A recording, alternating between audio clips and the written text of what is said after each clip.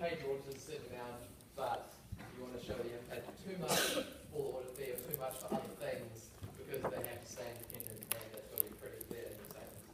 The donations as well, you have to keep separate with marketing business or your corporate philanthropy, that everyone knows very well about. And also your director's fees, so people are concerned quite a lot with director's fees in business. Okay, so first way you can see out your expenses when you're doing your statement of profit and income is by nature. This way is a bit more simple, and all you're doing is pretty much slapping all the expenses in straight into the income statement, and you have different lines of depreciation, changes in inventory, transport costs, etc.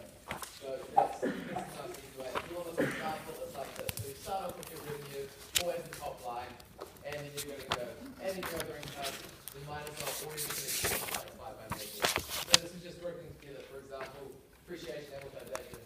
You just have all of your depreciation, all the different assets, put into that one category, and that's by nature, all expense, and that's just our other option is by function.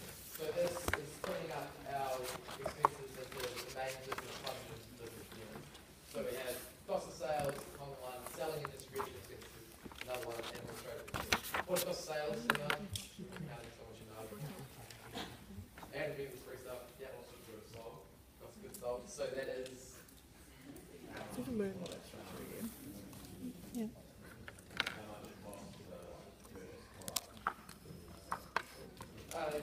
Yes, essentially. Do you want to add something that it can?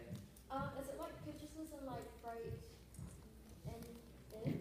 Yep, freight was so good. So yeah, all the things directly related to the cost of the goods. So a good one I always like to go with is raw materials. So if you're producing goods, then you can use raw materials to produce those goods. And there's obviously all freight is good. So it's related to producing that goods. Okay. Then selling distribution expenses, what are they? That's what manufacturing goes to. For example? Yeah. Perfect. So like marketing is a good one. So it's the things that you aren't directly related to producing the good or making it, but the cost that you incur in selling the goods. So if you want to sell your good to people, you have to market it, or you should market it, and then that will actually get you. The administrative expenses, anyone's the easy one? Go on, Tom. Apparently not the easy one, okay. Stuff to do with administration, what I would normally go with. But there could be management costs and salary of the manager. You can't really directly associate that with other business units, but it's still administration that's needed, or stationary, whatever else you use in business. Okay. So an example of an income statement we're doing it by function is we have our revenue, we minus our cost of sales, and that gives us gross profit. Another plus of this way of presenting it is we get a gross profit figure, and it's always helpful when you're trying to do your margin analysis and everything else. Anyway, then after that, after our gross profit, we minus off our other expenses, which include our distribution costs, administration costs, and in our other income. Okay, so we'll see a more detailed version of this later on when I go through the good example. So, what's good about classification by nature? As I said, class is simple. So it's easy if you've got a small business, you're not really too concerned with splitting everything out and explaining what it is. Then setting your expenses out by nature is just good, gets the information down, has enough what you need, satisfies the requirements of the standards, and you're both happy. But then if you're a bigger business or you want more detail, you can do it by function, because this provides more information as to how the expenses are actually related to different business units, such as the cost of sales, or marketing, distribution, or whatever else, administration.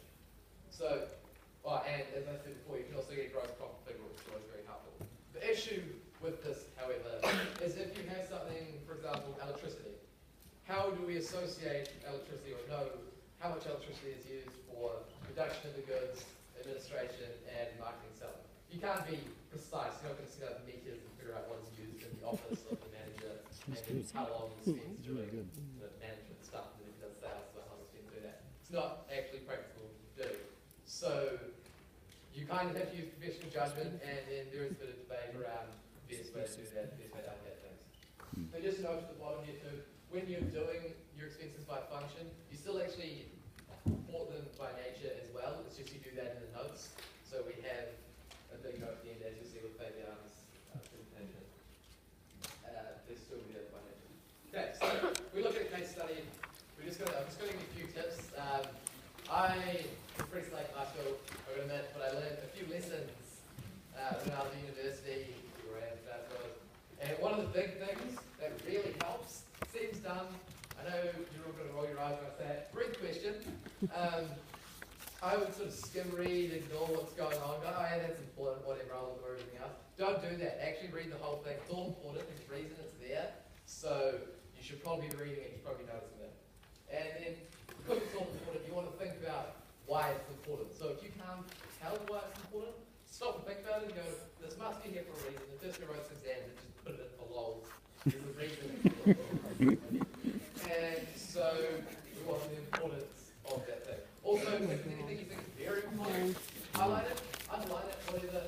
Depends on how you do it. People have different styles. Make sure when you come back to look at that page, you actually notice the important things. Otherwise, you will skim past it because all the right rules for this exam.